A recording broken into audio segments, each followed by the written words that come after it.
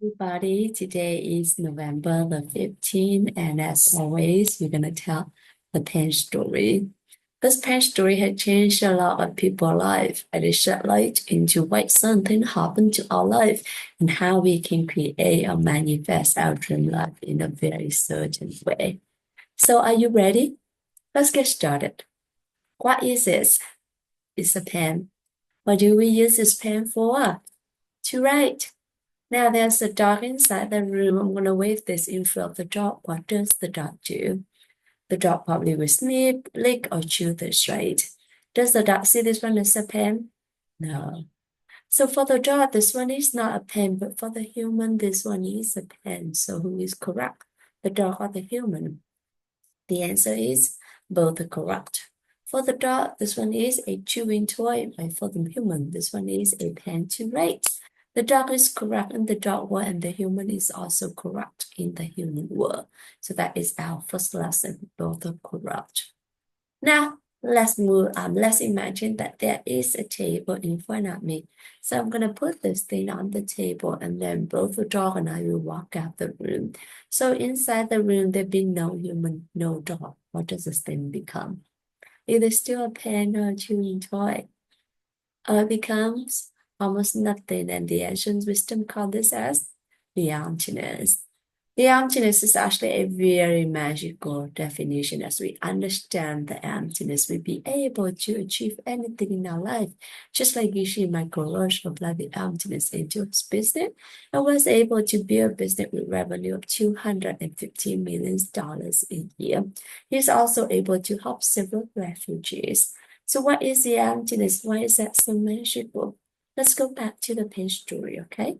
So this thing is currently on the table, and where there is no human, no dog, it becomes almost nothing. But as soon as I go back into the room and I look at this becomes a pen. When the dog come back to the room and the dog look at this becomes a chewing toy. And when both the dog and I come back to the room at the very same time, we both look at this at the very same time. What does this thing becomes? It becomes two things, a pen for me and a chewing toy for the dog. So a single thing, when there is no human, no dog, it come back to its true self and we call it the emptiness. However, it also has the potential to become anything or anyone, depending on who or what is looking at this, and that is our second lesson. Along with the emptiness, we all have limitless potential. Now, I see this as a pen. So does this pen coming from me or does this pen coming from the thing itself? This pen is actually coming from me. Why am I so certain? Because if this thing is a pen, so then the dog or anything in this entire universe will have to see it for what it is, which is a pen. But does the dog see this one as a pen? No. So this pen is actually coming from me. This pen is actually coming from my mind, and everything is actually coming from our mind, and that is our third lesson. Everything is actually coming from our mind. So we all agree that this pen is coming from my mind. So I'm going to change my mind. I'm going to think this one become a diamond, okay? So please pray with me. Diamond, diamond, diamond. Open my eyes. It's still a pen.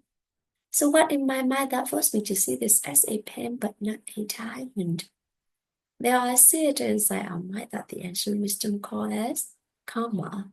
When we see something, the seed inside our mind pop up, open up, and cover the things and make us see what had been planted earlier into our mind. So who planted those seeds into our mind? Only you can plant the seed into your mind, and only I can plant the seed into your mind. How can we do it? By three ways: by our words, by our actions, by our thoughts, especially toward ourselves and toward each other people. So for instance, I'm gonna hold on to this and I'm gonna say that I have the pen. Would you like to have this pen? And when my friend say yes, please, I'd be so happy to give this to my friend with the hope that I can help my friend. But when I give this to my friend, this palm will open up and both me and my friend will see it, and it started being marked in my mind. A couple days later, when I see this, I recognize this one as a pen, which means that the seed of the pen has already been planted into my mind.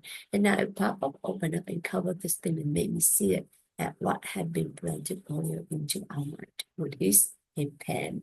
And this is how a pen become a pen, or anything surround us become what and who they are to us. In the pen story, there are several meaningful lessons. Today, we went over 4 different lessons. The first lesson is both correct, so we learn to respect each other's opinion. We learn to respect other choices, and if possible, we learn to listen to each other with a compassionate heart. The second lesson is, along with the emptiness, we all have limitless potential. So just your potential, just the potential of everything and everyone surround you, and just the potential, whatever happened to you. And remember, every moment in this life is a very magical moment, because in that very moment, anything can happen, whether it's going to be beautiful or not, it's all up to you. And the third moment, and the third lesson is, everything is actually coming from the seed inside our mind. So be 100% responsible to whatever happened to you. Don't blame anyone, because in the end, you are the only one who can plant the seed into your mind. And last but not least is the fourth lesson, is how to create or manifest our dream life. By first knowing what we want, and the second, stop planting those seeds. What do I mean by that? So you use your word, your action, your thoughts to other people, and do that. So for instance, if you want to have prosperity, you plant the prosperity seed by using your word, your action, your thoughts, helping other people to get rich. If you want to have health, you will not, you plant the health seed using your word, your action, your thoughts, you want other people, help them to be healthier. And just by doing that, keep planting those seeds using your word, your action, your thoughts toward other people and toward yourself as well. So when you plant those seeds gonna come back to you as karma, right? And with that, I want to end today with with a very powerful recognition, is that your current word, action, thoughts toward yourself and anyone else and everyone around you will be what create or manifest your life in the future. So whether your life is going to be your dream life or it's going to be your worst nightmare, it's all up to your current word, action, and thoughts toward yourself and any other people. So be very mindful and cautious of your thoughts, your word, and your action toward yourself and anyone surround you. And the lesson that I would like to share with you all today is actually last night I was very happy because we successfully completed the webinar with Dr. Tun. And to be honest, I'm very proud and very grateful for him, because I can see that he's really tried his best during this webinar to present, to talk slower, to present more material in a very trying to make it more understandable to the audience. And I'm just feel very grateful because I see his his development, his great his effort and his time, and it turned out to be great. And we have a lot of audience, and I think they really welcome his his knowledge and his experience, and I truly grateful for him to really try hard for our webinar, and I hope that he is received he's also receive a great experience as well as great lesson, so that he can keep moving on improving himself, and hopefully that will benefit our society, because our ophthalmology society, eye care society, because this is one of the very prominent figure in our society. Thank you so much. A beautiful day. And if me sharing with you my page story or my lesson is something good, I would like to dedicate that to my church family, to my friends, to my coworker, or to anyone in this any living things in this world, any other words with love, wisdom, and gratitude. Thank you so much.